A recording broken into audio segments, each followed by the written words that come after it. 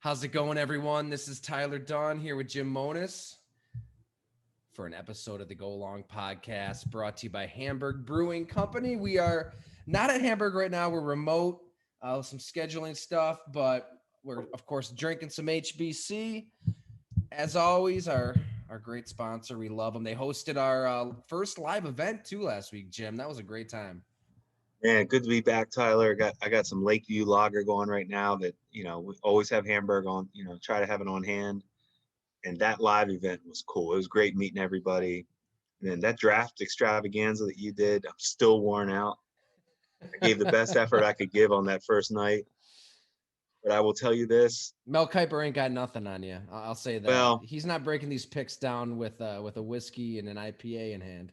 what, let's talk about this. Would the draft coverage be better if everybody was drinking for 5 hours? No doubt. Absolutely. No doubt. Absolutely.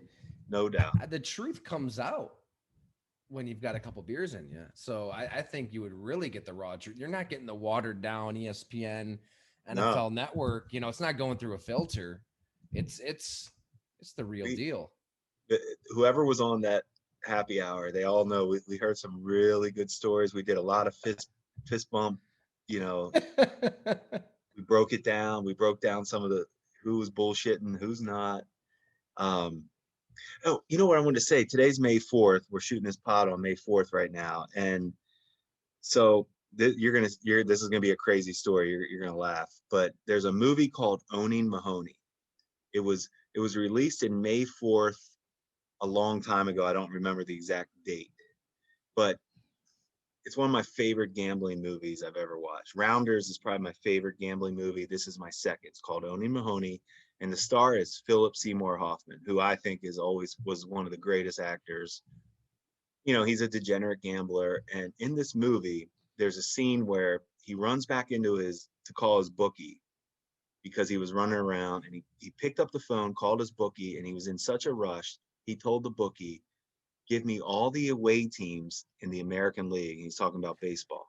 He picked up his phone. He said, give me all the away teams in the American League and give me all the home teams in the National League.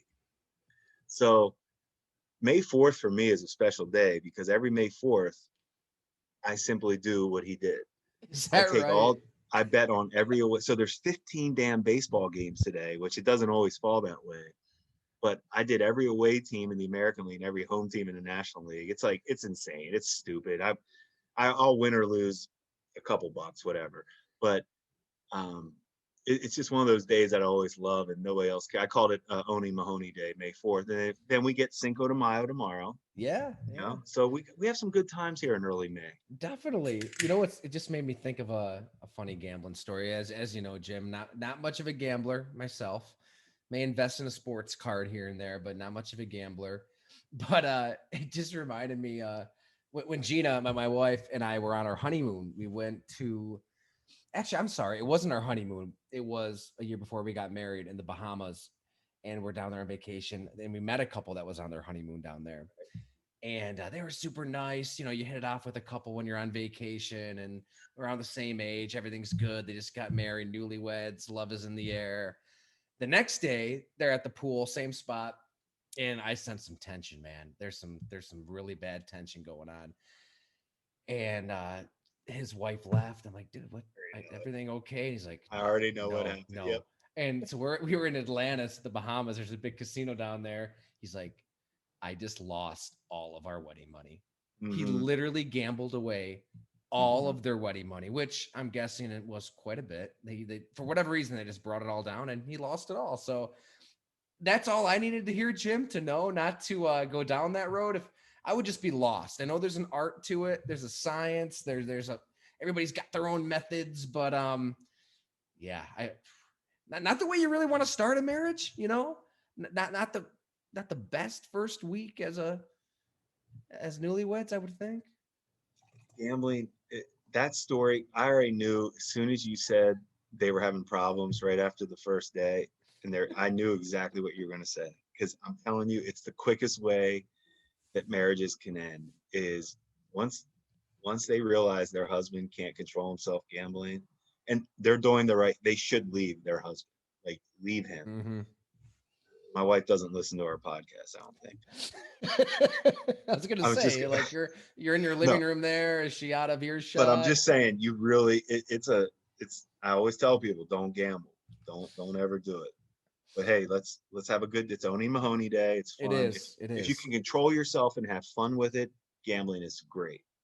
If you're trying to do it to make a living, I wish you the luck. Hey, the guy in Jeopardy did, right? James Holzhauer, was that his I name? respect him. He was I really fun, man. He should yeah. host Jeopardy. Make him the host, or Wait, Dr. Oz. ooh, this might transition pretty well. Is that what you call a segue, Jim, in the You did. biz? I don't even know how that just worked, but I like it. It's And natural. It's natural. so let's get into it. First of all, I didn't watch any of the Jeopardy episodes. Was he a good host? Did you hear or watch him? I didn't We're talking watch about him. Aaron Rodgers. We got to tell Right, everybody. We're talking Aaron about Aaron Rodgers. Rodgers, potential future Jeopardy host. Didn't watch a lot. I caught a couple episodes. I don't know. He seemed okay, kind of dry, kind of basic, not a lot of pop. I don't know. I mean, I guess that's the gig. Maybe that's what they want, but it seems to be kind of right up his alley because when Alex Trebek was at his best, man, he had that wit about him. He might poke a little fun at some of the contestants, but in that role, it kind of lends itself to somebody that is has that smirk, that Right. smugness, a certain element of that, but you don't want to Yeah, yeah, have yeah. too much of that. It could turn people off. I mean, people are kind of turning their TV on at 7:30. They don't It's want a to see you making fine fun line. of It's a everybody. fine It's a line fine line. between, yeah. You can see why Alex Aaron was, Rodgers would gravitate toward that job, though, well, for sure. Aaron Rodgers isn't afraid to replace legends. He replaced Favre. Um, he's replacing Trebek. I mean, now, now, who's he gonna? Is he gonna Where do we replace start? Drew? Where do we Is start he with this, is he Jim? gonna Because that was replace the Drew? bombshell. Is he gonna replace Drew Brees in New Orleans?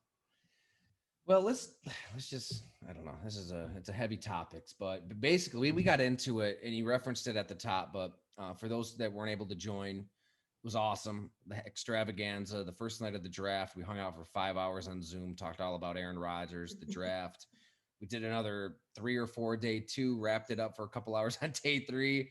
And to start it all off, man, at Hamburg Brewing, it was great to meet people in person. If you live around Western New York, if you listen to the podcast, if that's something you want to do, let me know. Like seriously, tweet at me, send me an email, golongtd@gmail, and we'll make it happen again because I love meeting people in person. You can't beat in person. But yeah, it was around Thursday. I mean, I remember I was working on a story at Spot Coffee down in Hamburg. That's kind of the go-to spot.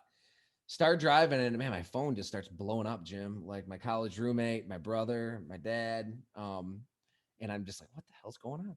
So obviously pull over. Don't text and drive, kids. And yeah, it was the bombshell of all bombshells. Now, everybody should know, I think that there was a buildup to this. This didn't come out of nowhere. So, everything I was told from my sources was like the Packers were pretty frustrated themselves. I mean, they feel like they have extended that olive branch. They are open to talking contract extensions. They want Aaron Rodgers to be the quarterback of their football team. He's under contract for 3 more years. Yes, they drafted Jordan Love. Do they want to start Jordan Love right now? Probably not. It's different in Green Bay. The quarterbacks don't play right away. That we've talked about it. Like from Ron Wolf to Ted Thompson to Brian Gutekunst, they want the quarterback to have time to develop, grow up in the scheme, all of that. And Aaron Rodgers basically, I mean, in his mind, it's to hell with that. I just want MVP. I'm the best damn player in the league. I screwed up your plans. I want commitment. I want you to extend that contract in a way that this is me talking.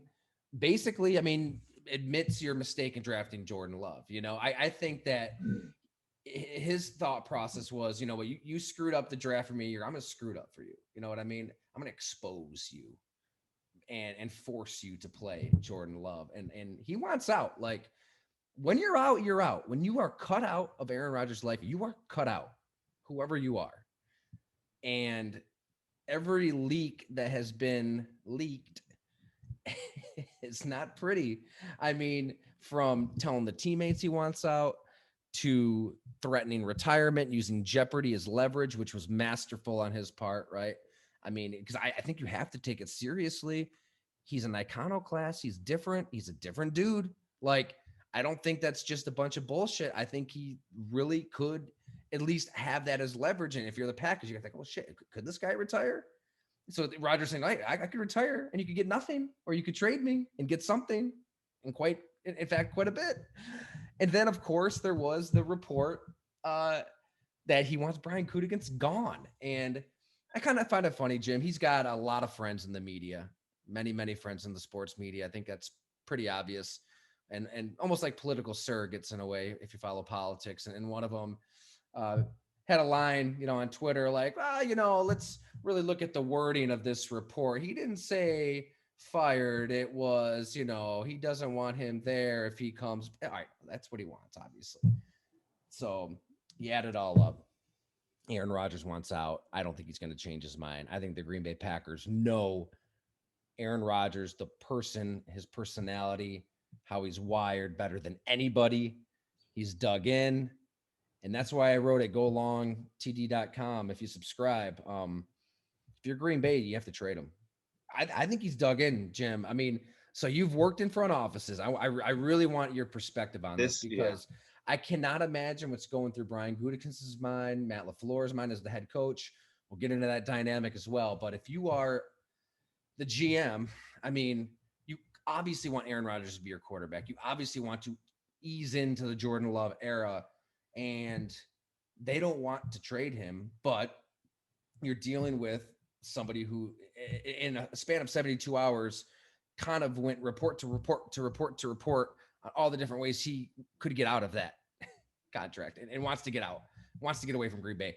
And as somebody told me, he sounds like somebody who's just done with Green Bay. So it is, I think this is kind of new for a lot of teams. It's going to happen for a lot of GMs in the NFL right now because it's never really been like this, where these guys are actually, the Russells, Aaron Rodgers, are actually stepping up like the NBA has. And we've talked about this, but they're starting to feel empowered. And it's kind of a strange thing where, like, no, if you're Green Bay, you don't get rid of Aaron Rodgers. There's no way. Like, there's no way.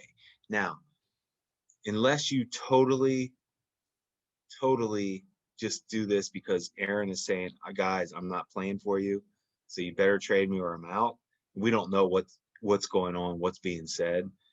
But so maybe you do listen to calls finally. I know, they said Brian, they all said, or LaFleur said to Shanahan, it's not happening. And they've all said it's not happening. They're probably being truthful with that. Like, I don't think they're shopping him at all. No. They'd be crazy to, right? We all know that it's impossible to find. And we're talking about one of the greatest talents that we've ever watched play the position. So you don't want to get rid of him. But at the same time, if he's not going to play for you, if he is making it clear, he doesn't care about the fine, I don't care about this, I don't care about losing the money, then you got to open the phones up. And it would be the most fun bidding war we've ever seen in the NFL. Green Bay started the whole free agency thing with Reggie White way back, and it would be way bigger than even that. I mean, you could be talking 3-4 first round picks being offered, players.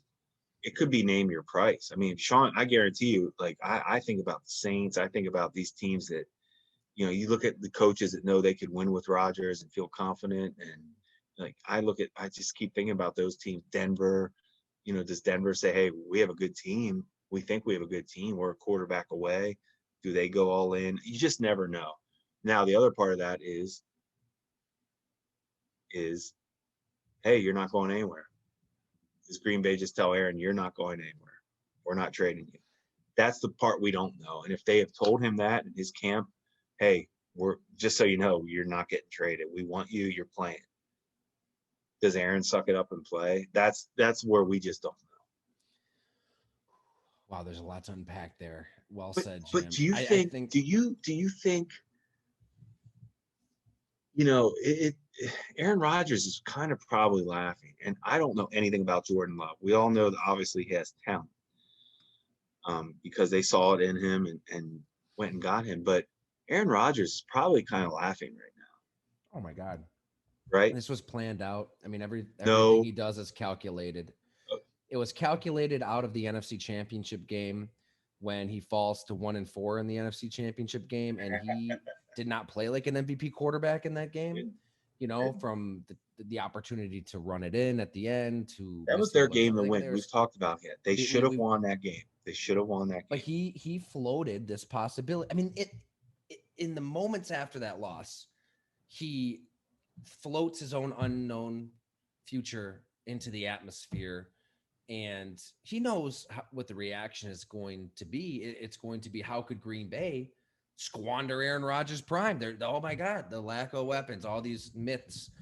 Um, to to your point though, I don't think money is a motivator. I really don't. No, I don't think that Aaron Rodgers really he has more money than he knows what to do with at this point, and he'll be okay. You know, losing money, making money. I really don't think it's about that. I think it's about Green Bay drafting Jordan Love and putting in him in his mind. I don't think he can get past that.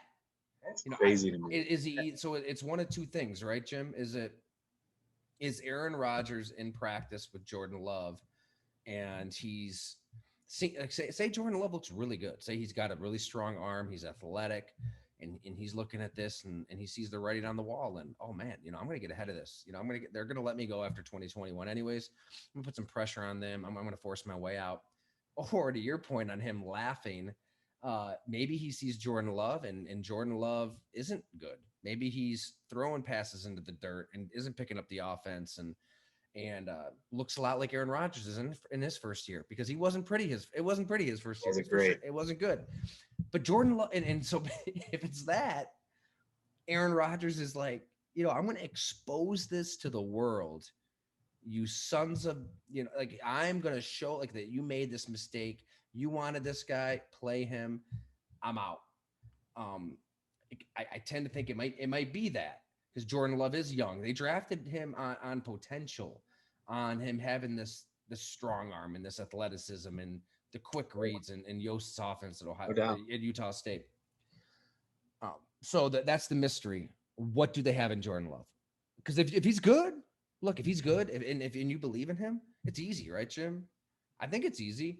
You you So you, you, here's the you next put him part up of to the this to highest me. bidder. Here's the next part of this to me is if they were happy with what they saw with Jordan Love, and it would only be in practices. But if that coaching staff was like, hey, he's ready, I think they would shop him. That's where I think I it's difficult.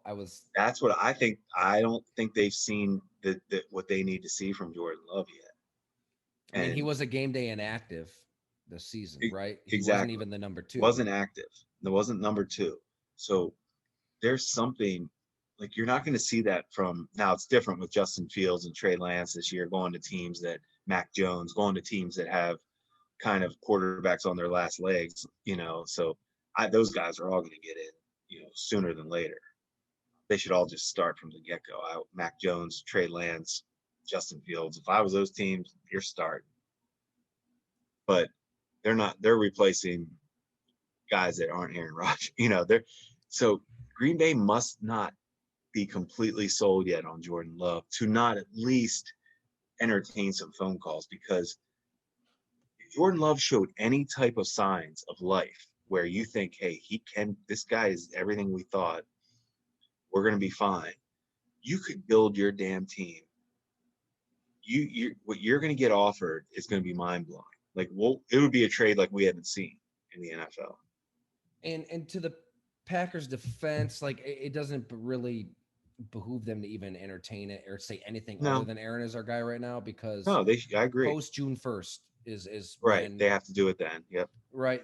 So why would you come out and say, hey, yeah, we're shopping? I'm like, No, they're so good right now, but but when if it gets to that point, like that's the moment, right? Like, man, it's unbelievably fascinating. Like well, I it'll be think their defining moment in their careers for LaFleur and Gutekunst. For if they open up the phones and take an offer and trade Rodgers, that's going to be there you go. You're 2 years on the 2 3 years on the clock where you better you better be competing for NFC championships with Jordan Love, or else you're out Well, when because they you're drafted competing it. Jordan Love, they had to know, they know the implications. I mean, their legacies are tied to Jordan Love. And you know, they know that. Well, I would say 26th overall pick, right? So it's not exactly a top 5 pick. It might be a lot to say legacy, but you know the implications of, you have Aaron Rodgers, you're drafting a quarterback to replace him at some point. This quarterback better be really damn good, because it's going to get to an awkward point at some point. Like, you know, it's going to get, I think it came earlier than they ever expected, obviously. That's what I was just gonna say. I think that would be the conversation I would love to hear from. I always call him Goody. I mean, Goody is, but Goody and I mean, we were on the road together forever, scouting in the southeast. And You can if call I him ever Goody. got, I don't like it when journalists call him Goody, like they're all pals. Like, come on. yeah, Goody and I hung. We did our Yeah, beer drinking. you're We on did, Goody terms. Everybody else, get the hell out of here.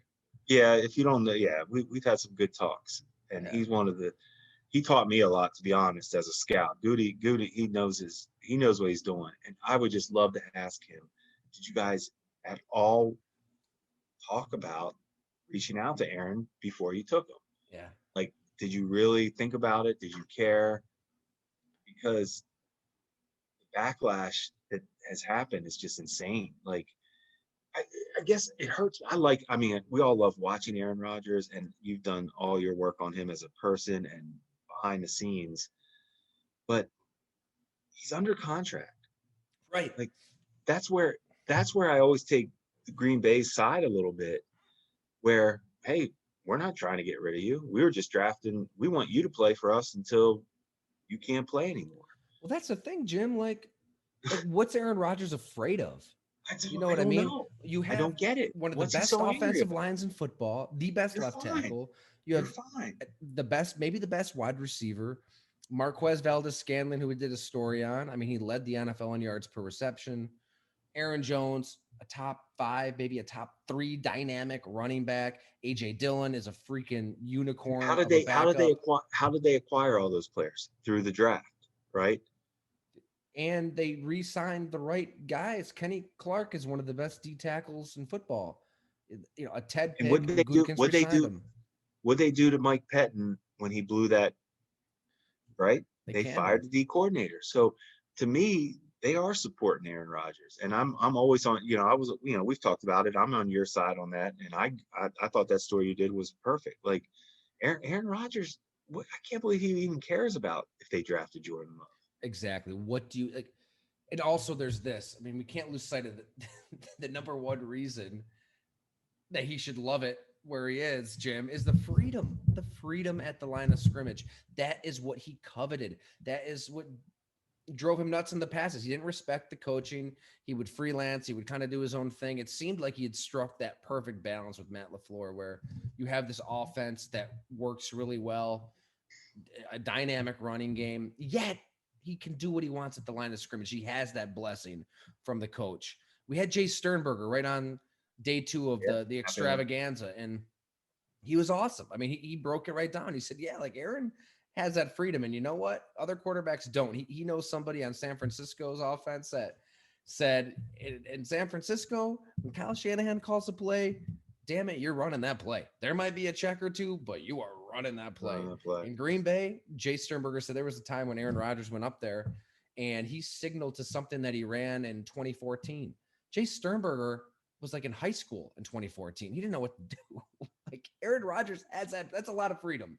Marquez Valdez Scantling, the number 2, number 3 receiver, he said the same thing. Like there's 2 playbooks. There's Matt LaFleur's playbook. There's Aaron Rodgers' playbook. And they went 13-3 in back-to-back years. It doesn't get better than that. Can you imagine Aaron Rodgers trying to play with John Gruden in Las Vegas with that verbiage and his suffocating grip of the position? Like, good luck. How long would he last? 2 months? 3 months? Like, I'm with you. I don't get it. I don't know why he can't just well, have. that's why I think he's just done with Green Bay. I think he's just done with Green Bay. There's He's something that he's tired of just eating right. steaks at Chives and Swamico, and hey, I lived there for I was 4 gonna say, years. you know the It was a deal. great 4 years. Trust me, I have a lot of great friends, really good friends I keep in touch with to this day. But he's been there for 16 years, and he's gone through a few celebrity girlfriends. He's engaged now. I don't know if that's part of it. I mean, we're all human. Maybe he wants to get closer to the West Coast. So, you're in Denver, you hop on a quick flight, you're in LA. No, More to football to it than there has to be more than football to it for Aaron Rodgers, is what I'm saying. I think you're right. I think you really did nail that by saying that if you want out, you want out, and you Yep. can nitpick and try to say why I want out. You didn't draft this, you didn't draft that, but the proof is you're successful. And the proof is that Green Bay did the right thing by taking Jordan Love. Like they did. Like they're trying to sustain success. That's the number one goal when you're a GM. Let's get the quarterback and then let's sustain success. And Green Bay, they felt the need to take Love. That should not even bother him. It's not like Green Bay said, "Man, they're not trying to get him out. They weren't rushing him out. They've had like they were so fun to watch this year, and you can poke holes on the defensive. Like they fired the defensive coordinator. Like they weren't blaming Aaron Rodgers for losing a game like that. So I'm, I don't know Aaron Rodgers, and it just disappoints me sometimes. Like just hey man, ride this out. Like you guys have a hell of a team. You're in the NFC, so you want to get traded to an AFC team? Good luck. Good Yeah, luck good getting luck with past. Patrick Mahomes and Justin Herbert in the AFC That's West, what I'm right? saying. Yeah. So is that what you want? Good luck. Because they're not gonna. I can't imagine they would trade him to an NFC team unless the deal was just so insane. But There is somebody close to him that texted me and said this is out of the playbook, painting himself as the victim. I mean, the leak to leak to leak, it is kind of painting himself as a victim in the situation. Now, there's a lot of people that believe he is a victim here. That how dare the Packers swipe right on Jordan Love when you have Aaron Rodgers. I mean, Joe Thomas actually had a funny analogy. I kind of laughed on NFL Network. He said, "Oh, the Packers, they were on Tinder and they're married, but they're on this app and they're swiping." I'm like, it's pretty bad. Um, but I mean, it's like it's a callous part of the profession. If you're Brian Gutekunst and the Green Bay Packers, like you have to think about the future. To your point, you have to sustain success. Look at these teams. Look at New England. They're trotting Cam Newton out there, and he threw for 8 freaking touchdowns last year, and they just drafted Mac Jones, 15th overall. Look at New Orleans. I'm a Jameis guy. Right now, Jameis Winston and Taysom Hill are your quarterbacks. You don't want to be caught in that middle ground. Like if you have a Hall of Fame quarterback, like it sucks. It hurts a lot of people's feelings. Definitely hurt Aaron Rodgers' feelings, but you have to do it if you're Green Bay, and they did it a year later. Yeah, I mean, how else can you say it? Aaron Rodgers is painting himself as the victim here. That's what we're seeing. when was the last time Green Bay wasn't relevant? It's been a long time. I would say. I I mean, don't they even. they even were okay with Don Mikowski, right? The mid '80s, late '80s. And my point is, there's one reason they always had a quarterback, and how can you fault them for like the proof is there? They're not. They've been relevant forever because they went from Favre to Rodgers. And you're going to see what's going to happen in New Orleans. You're going to see what's going to happen. You saw it in New England quick. Like this is what happens when you lose these guys. You saw it in Carolina when they lost Cam Newton. I mean, you lose these guys, you're done. Like Yeah. you're not ready.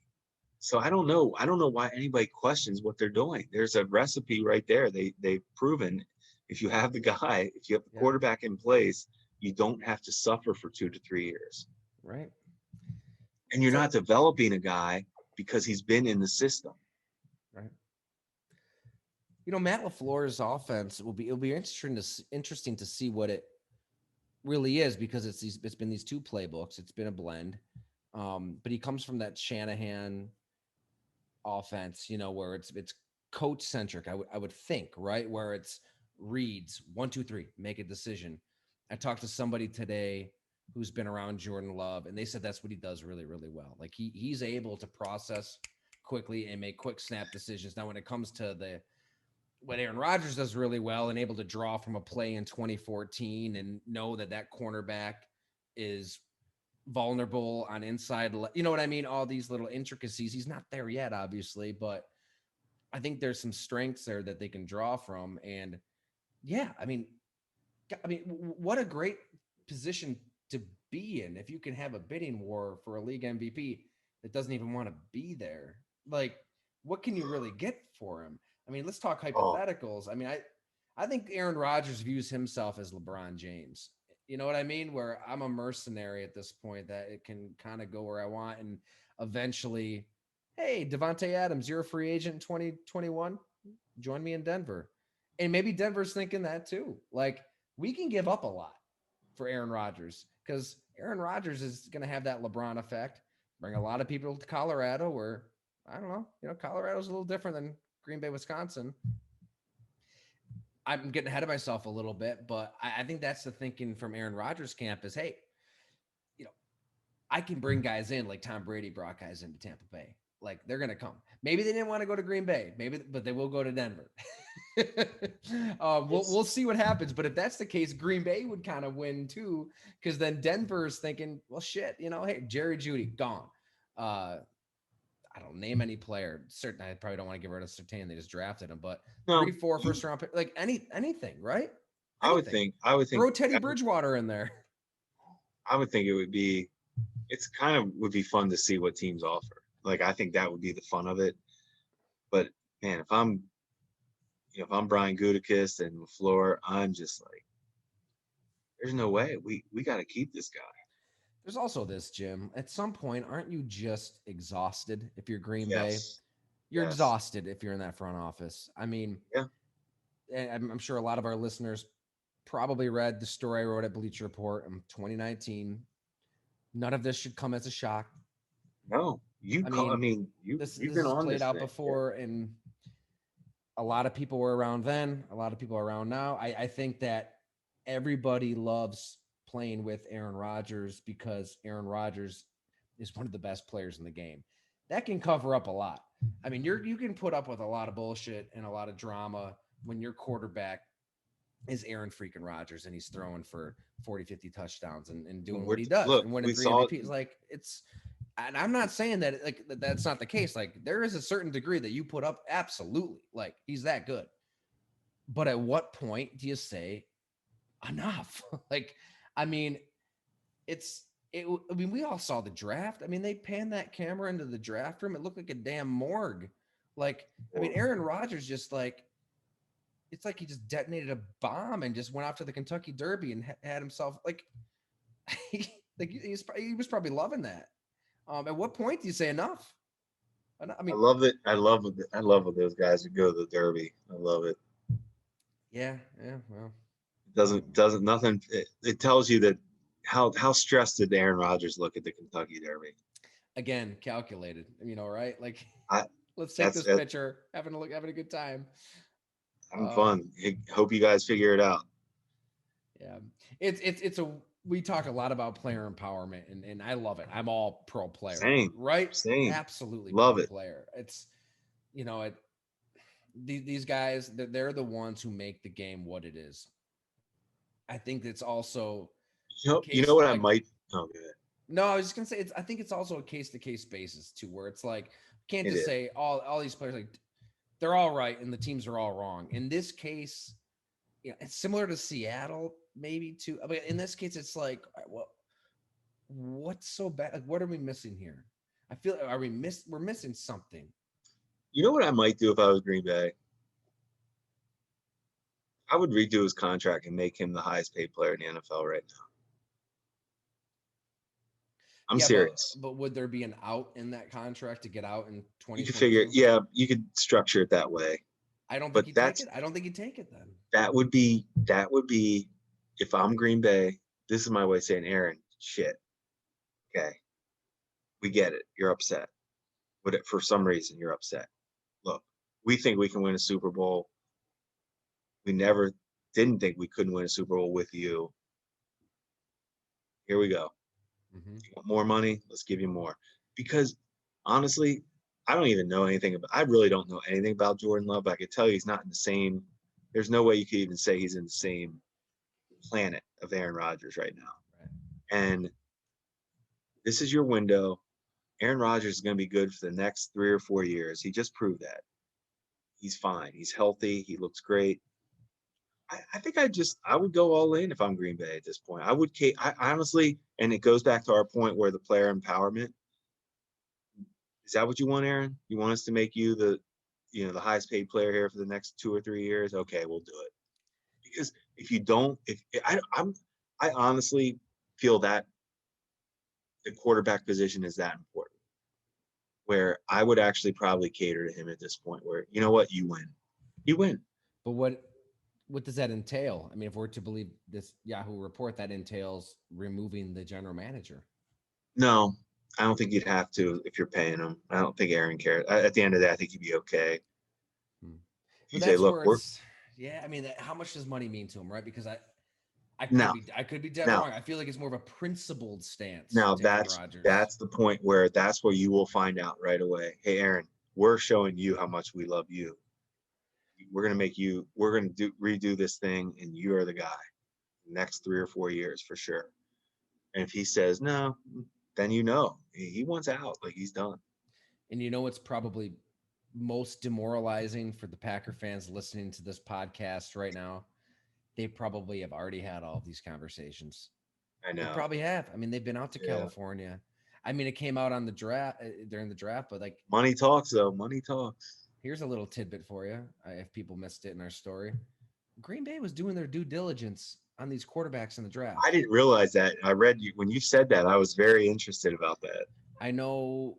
But Yeah, why would they be doing their work on these quarterbacks? I'll just. I don't want to sell out like it was a day two quarterback that was drafted. Oh, gotcha. To It was back up a Jordan. fairly premier quarterback. You know, not That's obviously fair. Zach That's Wilson, fair. Justin, but I mean, all the top guys were in on this Zoom meeting, and this player's representatives thought that was a little odd. It just seemed a little different to see the GM sitting there asking these questions, and that tells me that they were anticipating Aaron Rodgers potentially going nuclear. I mean, they don't know what the hell is going to happen here, and you got to be ready.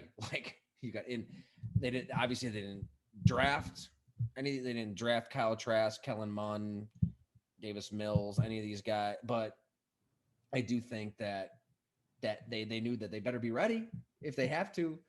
And I think they've grown frustrated in these negotiations. I think they've been willing to bend. That's the other thing, Jim. Like we're all getting everything through various outlets, right? It's Yeah. all It's Aaron tough. Rodgers isn't speaking. Brian Gutekunst, Matt LaFleur, they're only going to say we want him to be our quarterback. So beyond that, it's all what's reported through all these leaks. Now, that messaging is going to be very, very pro Rodgers. I mean, the Packers don't leak. The Packers don't play ball. Like No. the Packers aren't going to be, throwing chum in the water to different media outlets or different reporters. I mean, trust me, I was on the beat for 5 years. They ain't going to do it. So we're going to hear Aaron Rodgers' side of things quite a bit, which is going to create what I think to be kind of this false narrative that the Packers have screwed them. How dare they do this? How dare they do that? Oh my! Like I think that is a reason that you see that when you turn on the TV. Outside of Michael Robinson at NFL Network, who had a incredible soliloquy on this all. But here's what's interesting.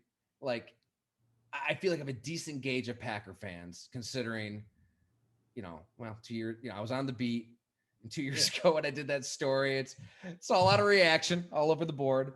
I'll So tell you, I'd say it's about 80-20, like pro Green Bay right now. Like they're kind of fed up. Like you can feel it, you can sense it. I think it was that Gutekunst report, because immediately you saw some of those surrogates, Oh, he didn't say fire Goody. He said, it'd be tough for him to beat. Like, get the hell out of here. Like, get the hell out of here. Wording matters. Yeah. But anyway, that I find that fast. As somebody in the media, the messaging is so fascinating, and I kind of feel bad for the Packers and Brian Gutekunst and Matt I'm sure there's a lot they want to say. There's a lot they want to say, and they're just not going to do it. Like they've lost that battle in sports media. But that the beauty of the Packers fan is like, they love that G on the side of the helmet more than anything. Um, we'll see how it ends. Here's the thing, though, Jim. Like, I really thought that Aaron Rodgers, okay, he cares so much about the narrative, right? Very, very deeply, the narrative of his career. Um, and I thought that he would never take it to this point.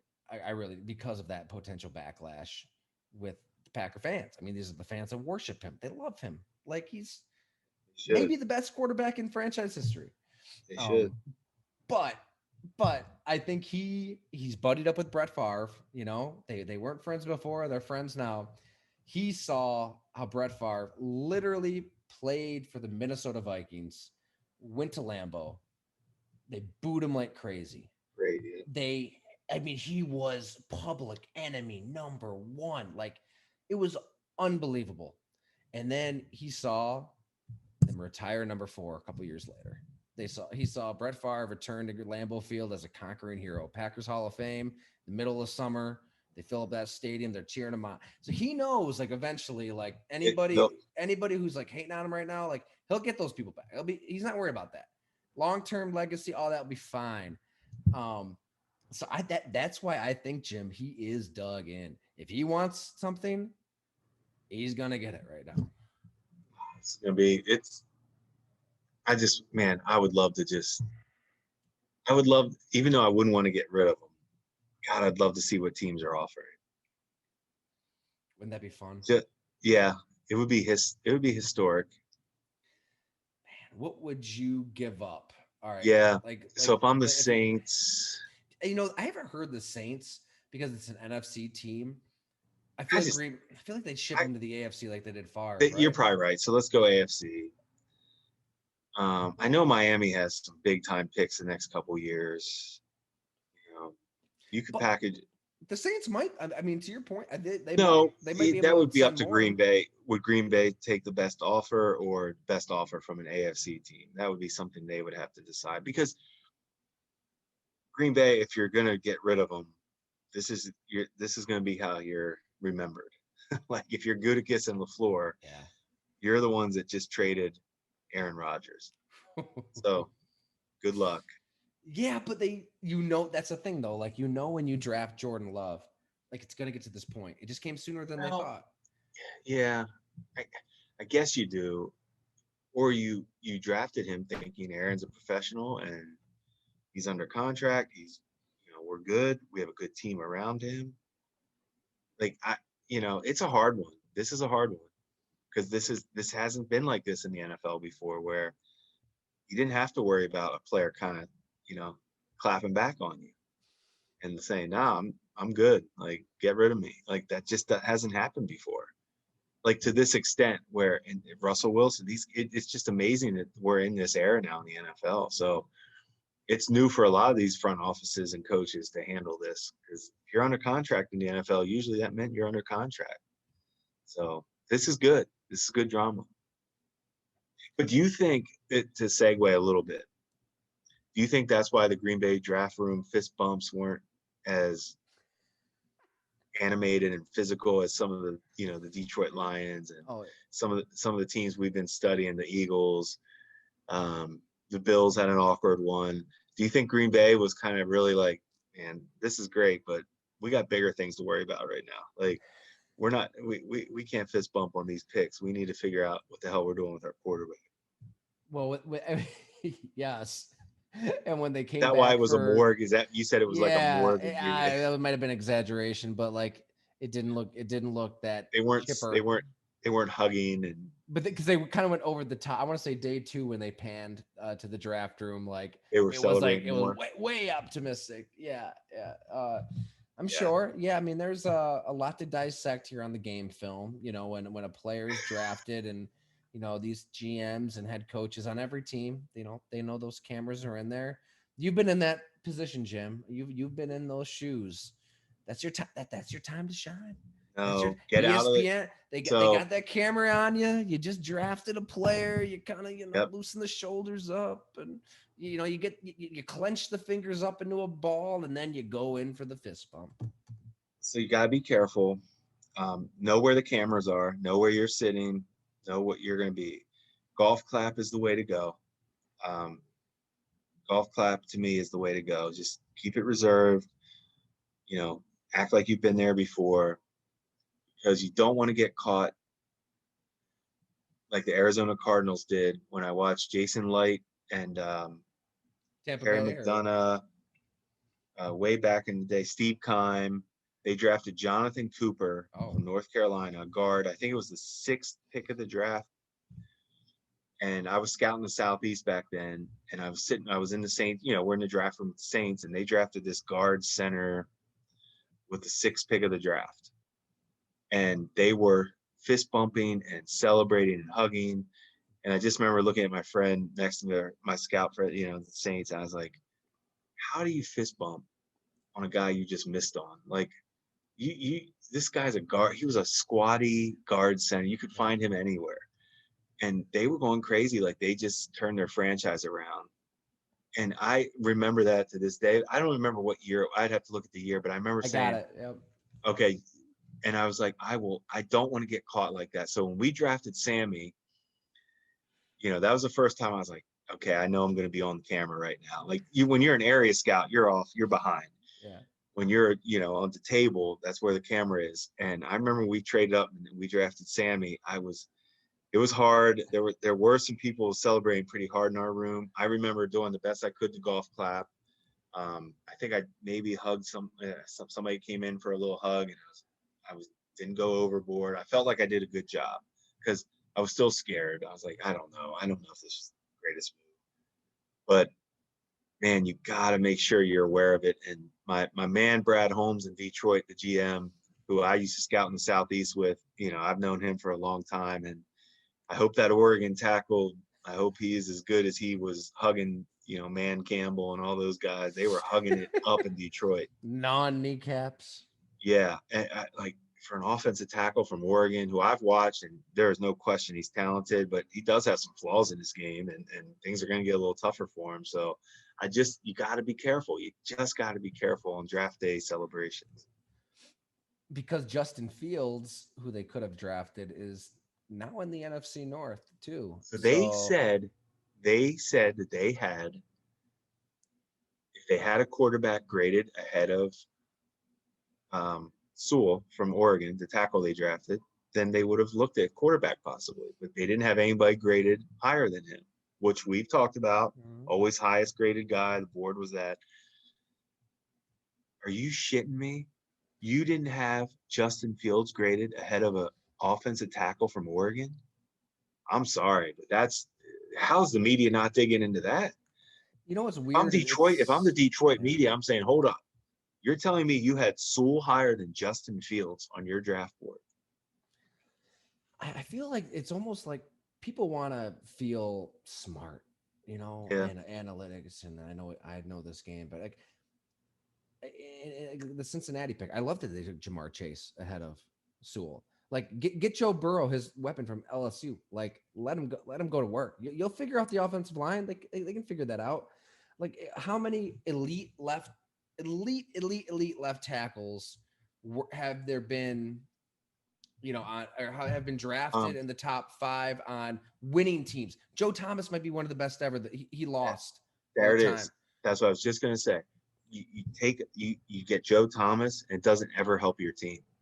No, it doesn't mean he wasn't the greatest left tackle in the league. He was, And that's if you but hit that they hit that pick. you hit the pick, You hit didn't the help you. bullseye Didn't and it help didn't help you at all. I mean, I get it. It's an important position, but like So you're to me, picking that Cincinnati, to high, me, man. everybody wanted, okay, you want to protect Joe Burrow because he got hurt this year. But the bottom line is Joe Burrow, you got the right. Joe Burrow's a stud. Like you got your quarterback. So you can take a left tackle or a receiver. It's just like we were saying with the Bills. Once your quarterback's in place, take whoever your favorite player is. Detroit has Jared Goff, and you're basically telling the world that you think Goff is better than Justin Fields. That's a tough sell for me. At 2013 NFL draft is when Jonathan Cooper was taken 7th overall by the Arizona Cardinals. If I could find it, I'm telling you. He played for Arizona, New England, Cleveland, Dallas, San Francisco, Washington, and Oakland between 13 and 19 before he was done. He started 31 games in his career. Jim, that draft. So you were still in New I was Orleans, in. That was my last your draft in New last Orleans. draft, like that. Yep. So everybody loves to kind of get history mixed up. I mean, Doug Whaley was in Buffalo. Buddy Nix was the GM. Buddy Nix drafted EJ Manuel Okay. that year, 16th overall. Bales done. Doug's promoted. One of his first phone calls is to you to be his Yep. right hand man, Yep. and you're like, all right, apps. I mean, you, At, obviously you're jumping at the job. I'm saying the jumping, EJ, jumping. you're jumping. Awesome. But we talked about it. I always was like, man, here we go, because I knew we had to, Right. well, hold your breath, because when you invest that high of a pick in a quarterback, you're going to either build around him or you're going to be out. That draft, though, I mean, historically terrible. That draft. I mean, 13. if you looked at, let me just rattle off the first Go ahead. like I remember this. Go ahead. 16 picks. We'll go up Yeah. to EJ. Eric Fisher, Luke Jokel, Deion Jordan, Lane Johnson. That's a hit. Ezekiel Ansah, Barkevius Mingo, Jonathan Cooper, Tavon Austin, D. Milliner, Chance Warmack, DJ Fluker, DJ Hayden, Sheldon Richardson, Star Latulele, Kenny Vaccaro, EJ Manuel, Jarvis Jones. What I mean, horrendous. That's historically, yeah, that's historic. rough. That's rough. It's a Usually you can rough year find to like go 4 or QB. 5 names in those top 15. Usually 4 or 5 names jump out like, damn, that guy was good. You may name, you said Fisher he's a good player. First overall, Central Um, Michigan. who else I don't know if I heard any other name that jumped out at. I mean, I guess Lane Johnson. Lane, no, I'm sorry. Yeah. Lane's good. You Yeah. called that one. Those two are good. Yep. Sheldon Richardson, but he's been on a few teams. Good player. Not changing the game, but good player. Yeah, but that was a bad draft. I mean, we're kind of running low on time here, though, Jim. I mean, we got to hit on the Bills. So I'm gonna go crack open a beer. So you just you set the stage. And so I thought it'd be good to get another Hamburg here.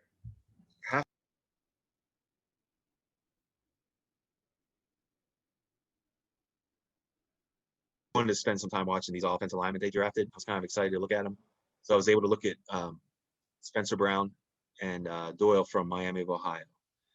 And they took two guys that are certainly developmental and show traits. Spencer Brown from Northern Iowa, when you look at his pro day numbers, are kind of off the charts. I mean, he really tested off the charts. The issue you have when you put the tape on with Spencer Brown is the only game you really judged him on was Iowa State. That was his best competition in 19. And he showed some good things. He is tough. He plays hard. He gets after it. But his pro day numbers don't necessarily match the tape, where he does fall over himself a little bit. He's tall. He gets a little bit tangled up. Guys get under him. It gets in awkward positions, but he's so tough and he fights, and there is developmental quality there, but I wouldn't expect him to play much for the Bills this year. He looked a ways away from me, but the toughness was there. The nastiness was there. And tough, nasty guys on the offensive line have a way of sticking. So that pick didn't look terrible to me at third round, but he certainly has a ways to go. Miami of Ohio, Doyle. Is it Doyle or Boyle? I always. Doyle rules. No O. But I know. Doyle. That's why I was getting confused. He's a lesser talent than Spencer Brown as far as what he can do. But certainly had the toughness and got after it. But athletically, I thought he struggled with some things. Both of them really struggled to stay on blocks. They fell off a lot, struggled to adjust in space. I just thought both those guys are really developmental guys that I get it. Hey, if you feel like you see the traits, they spent time with these players, the scouts spent time with these players. If they're smart, tough, and nasty, they have a chance. But I wouldn't expect a major impact from either one of them, here right away. So I kind of just watched those guys. I didn't watch those first two defensive ends yet. I am kind of looking forward to watching them a little bit more to see. But and the Houston receiver probably more than I do, actually, as far as what they got there. It sounds like from what everybody says, it's going to be a battle between he and McKenzie, who you did a story on too. So you got that position covered. So I'll have to ask you who's going to win that battle. Yeah, I mean, Marquez Stevenson, just an incredible story. I'm coming from Shreveport, Louisiana. If folks want to read his story, it's up there on golongtd.com. Um, there's been a lot of talent that's come out of Shreveport. I mean, Devin White, maybe he was the best player in the Super Bowl this past year, but Marquez really broke it down on how he really made a choice at about 5-6 years old to go one direction when he could have gone the other direction. So many of his friends dead in jail, what have you. He brought up one story where he was at a party in high school and just bullets started flying. He didn't know where they were going. And he started running. He didn't know if he was going toward the bullets or away from the bullets. He just went toward his friend's car, literally jumped through the passenger window of the car, and his friend drives off. So he had a close call of his own. But the story is as much about his just raw speed and the making of that speed and how it's different. Because his 40 was good. I mean, 4.45. His 3-cone time, Jim, is in the 100th percentile of NFL history. Like historically Do you have great. it in front of you or no? Yeah, if No, you it's give me okay. this, Don't worry no, about it. no, Don't worry about it. Sorry. I'll get no. I want to get your perspective. I want to know if it's good. There's So only let me one pull it guy up that ever here. stands out to me in the 3-cone, Joe, that I remember. D'Angelo Hall, Virginia Tech. That's right. I, I couldn't, like, that was when I thought I missed it, my stopwatch. I was like, wait, I think I was fast. And that's when I told you we all compare times. And everybody's like, nah, it was it. It was like 6'2". It was something I'd never even thought This I'd was see.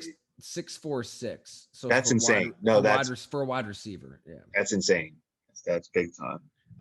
Let me just pull it up here. So that was the 100th percentile in the 3-cone drill. He was in the 68th percentile in the short shuttle. I mean, yeah, there's so much speed to work with there, and to get him in the 6th round. I mean, man, when we were hanging out down in Florida, so I took a trip. This was back in March, as we talked about on here. I mean, so many NFL players, they either go to Phoenix or they go to Miami. So went to Miami for a week, got a bunch of stories. Still going to get to a couple of them at Go Long. But we got lunch, we got some chicken wings, which I regret even tweeting it out because I mean people from Buffalo are nuts about this. But he got him with ranch, like lay off. It's okay. He can eat his wings with ranch. Did no sauce, and it was funny, Jim. I go, we're sitting there. I'm like, look, I'm from Buffalo. And if you tell anybody, I said if the Bills draft you and you tell anybody that you got ranch with your wings, like you will be a pariah. Like they are going to come after you. I told him the story of Eric Stryker, Oklahoma linebacker. I mean, I think he had a tweet about the blue cheese. What's the big deal? And everybody was after him. So he kind of laughed. He goes, wait a minute. They don't have ranch. They don't have ranch in Buffalo. He was like legitimately worried. Like that wasn't an option. I said, no, that's an option. Like you can get it. You can get ranch in Buffalo, but you will be, burnt at the stake. Like it's there'll be some repercussions for that. But when we were hanging out like at his training complex, House of Athletes, like a freaking palace down there, Brandon Marshall, I think he founded it. Chad Hall, the wide receiver coach for the Bills, shot him a text, and he just kind of showed his phone to me real quick. I didn't read it, but like it was a really, really long text, kind of a novel. So I'm thinking, oh, well, the Bills are kind of interested here. The Packers were interested, I know that, and the Bills were able to get him. God, what 6th round? Like what overall here? I got it in front of me. It was 203 overall. I mean, to get a talent like that, I mean, when he was healthy, so he broke his collarbone, he gets back to spring ball, then tears his ACL. So his first 2 years, he was out basically. When he got healthy, I mean, nobody could keep up with him. He could fly. So I think it's a steal. I mean, hey, it'll be interesting. We love Isaiah McKenzie on this podcast, but that'll be here's a the best battle. thing, Tyler. At least we're not caught on camera when they drafted him. We weren't caught together fist bumping or anything on that pick because let's just let it play out. That's the lesson. That's everybody needs to let all this play out.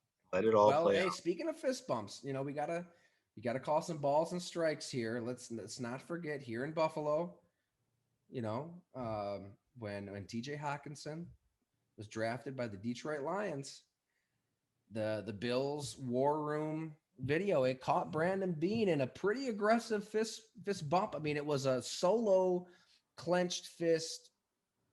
I mean, he wasn't bumping it. If I remember right, it was a solo bump into the air, head tilted in the air, very satisfied that the Lions were taking Hawkinson and that they would get Ed Oliver. So if I'm Hawkinson, I'm watching that. I'm thinking, come on, man. Like, what's going on here? Am I that bad? Who's had the better career so far? I mean, I think you'd have to say Hawkinson. Like, I would say so. it's a make or break year for Ed Oliver. Like, So you got, yeah, yeah, got to be that's a careful. top 10 pick. Got to be careful. Careful, fist bumping. And they take two more D linemen high. You got to get some production. I mean, you've taken a lot of D linemen. We talked about it. I think, there's a reason I'm not in an NFL front office. You should be. I should not be. But if I was, and I'm looking at the Bud Duprees of the world, and I'm looking at the Matt Judons of the world, and It's who else was there? I mean, Yannick Ngakoue, like. Well, I think what you're saying is about to be the story of the Bills, where this season will be if they aren't getting pressure on the other team's quarterback. They've invested and invested in that defensive line. They have.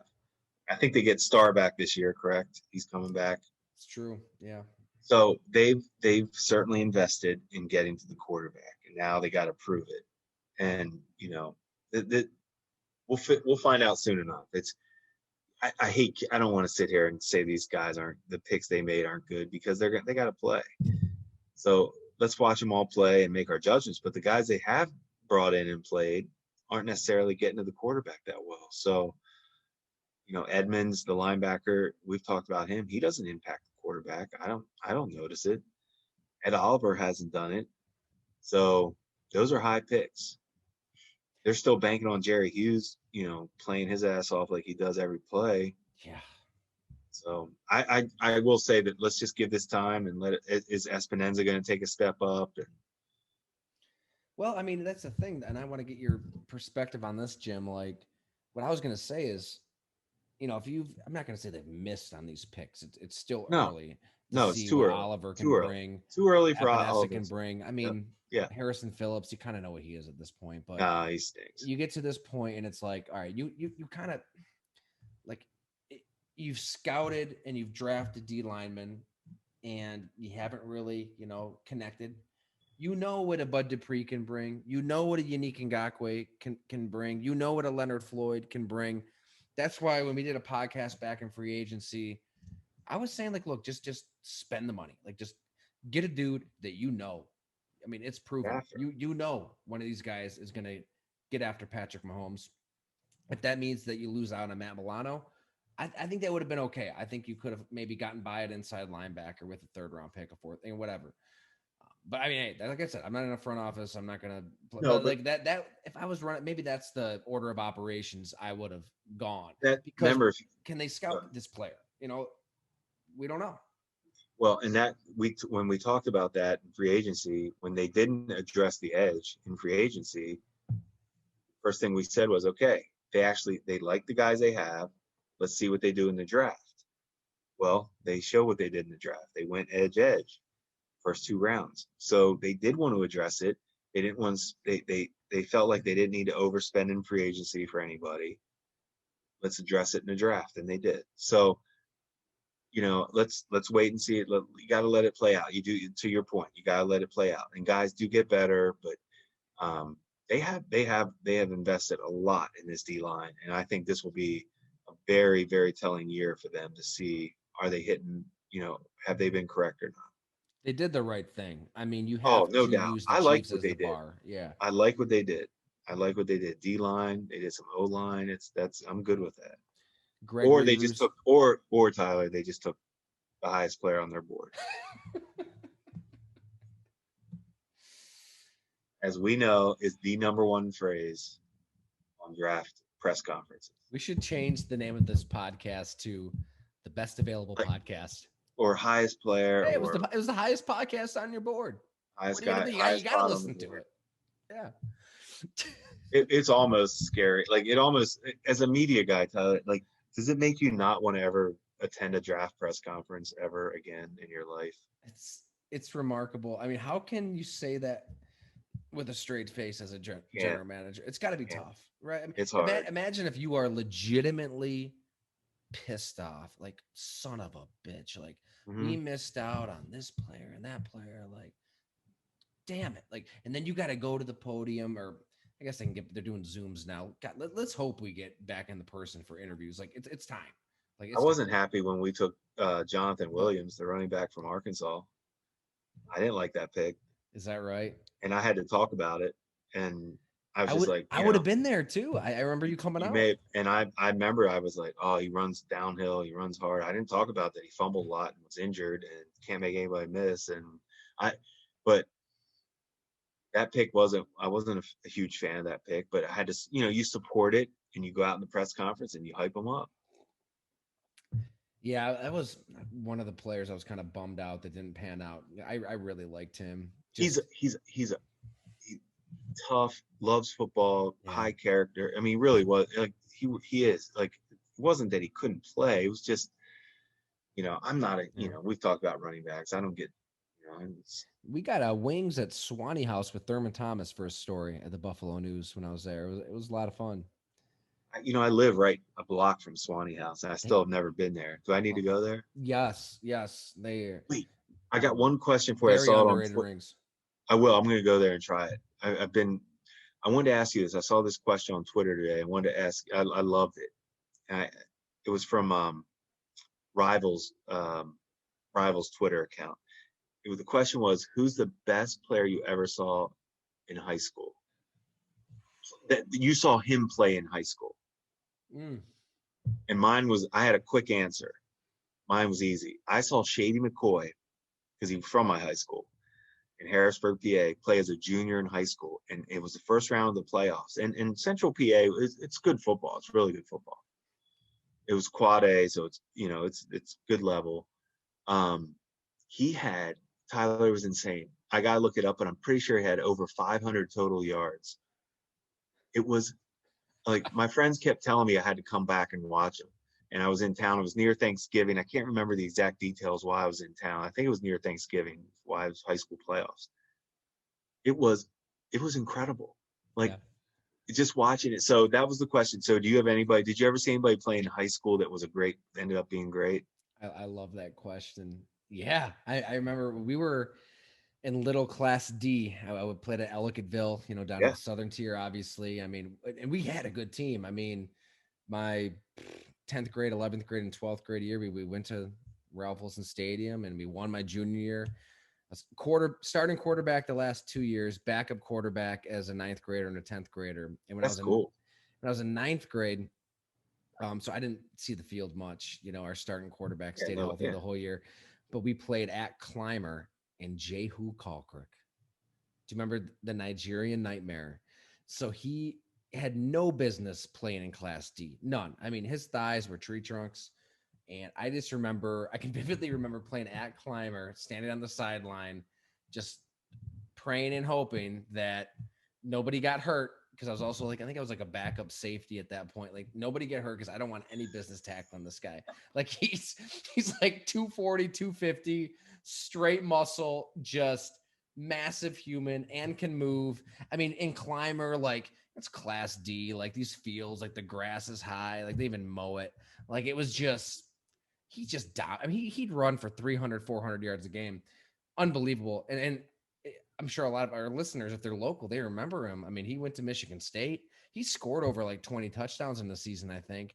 I And he remember. played I he do played for the remember. Bills for a little bit. He went to I the was just gonna say, NFL. I remember at Michigan State a little bit when you said that name. I that name I was not expecting to hear though.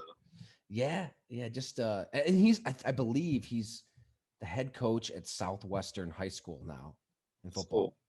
So we got, you know what? Let's get him on the podcast. Let's talk about it. That'd be fun. We should. That'd be a good one.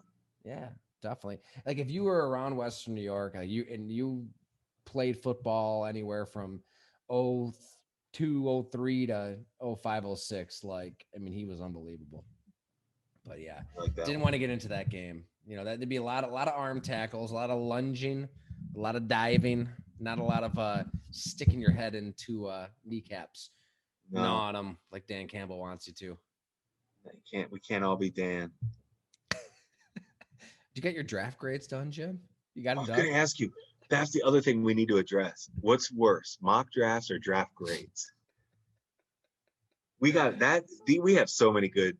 We've hit on some good things on this draft. We I'm got gonna, yeah, mocks are awful.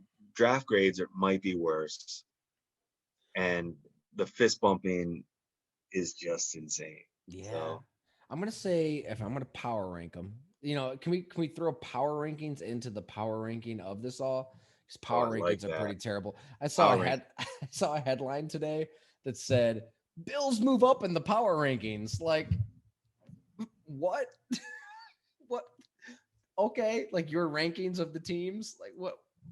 What does that even mean? Oh, it's just like when they bumped, Trey Lance just skyrocketed past. At the end of the day, Trey Lance Just didn't play skyrocketed. Just moved right didn't play past him. didn't play football this year. Played at North Dakota State, and just for some reason he just had such a good. He just took over Alabama's quarterback and Ohio State's quarterback. Think about Well, that. well, think about it.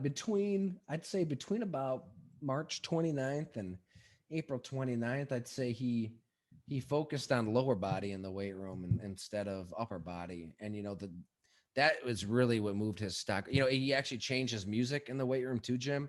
He stopped listening to Metallica and moved it to AC/DC. So that move is what really made his stock skyrocket. I would love to ask Saban at Alabama and Ryan Day at Ohio State. Did you guys at all try to get Trey Lance, to your school at any point? Or were you guys okay with Mac Jones and Justin Fields? Yeah, okay, I know the answer. So I I'm not saying that it doesn't happen, but it's crazy to think how he didn't even play football this year Yeah.